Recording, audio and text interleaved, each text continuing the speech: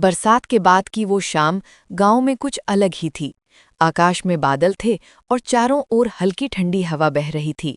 गांव के 3 दोस्त आरव, नंदिनी और वीर ने तय किया कि वे पास के घने जंगल में जामुन तोड़ने जाएंगे।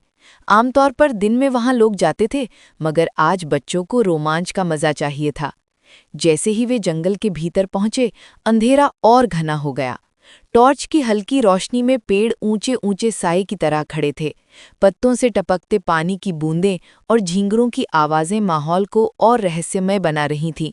तभी अचानक किसी भारी चीज के गिरने की आवाज आई। तीनों चौंक कर एक दूसरे को देखने लगे। शायद कोई पेड़ से फल गिरा होगा, वीर ने धीमी आवाज में कहा, लेकिन उसकी आंखों में डर साफ दिख रहा था। आगे बढ़ते ही उन्होंने देखा कि जमीन पर बड़े बड़े पंजों के निशान हैं। आरव झुककर बोला, ये तो किसी बड़े जानवर के लगते हैं। बच्चों ने चारों ओर टॉर्च घुमाई, लेकिन उन्हें बस धुंधली परछाइयां दिखीं।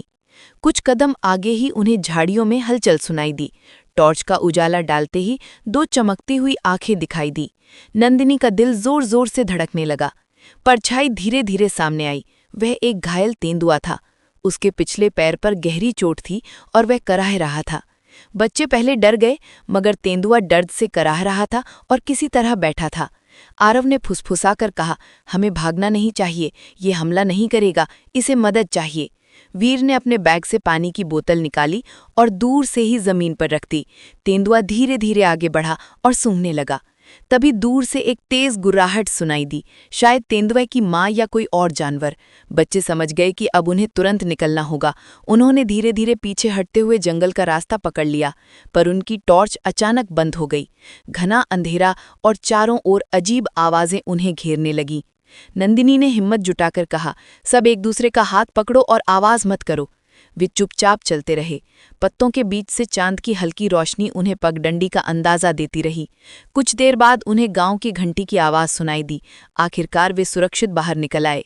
घर पहुंचने पर उन्होंने सारी बात बुजुर्गों को बताई। अगले दिन कुछ लोग जंगल गए और पता चला कि घायल तेंदुआ अब सुरक्षित था और उसके पास उसकी माँ भी थी।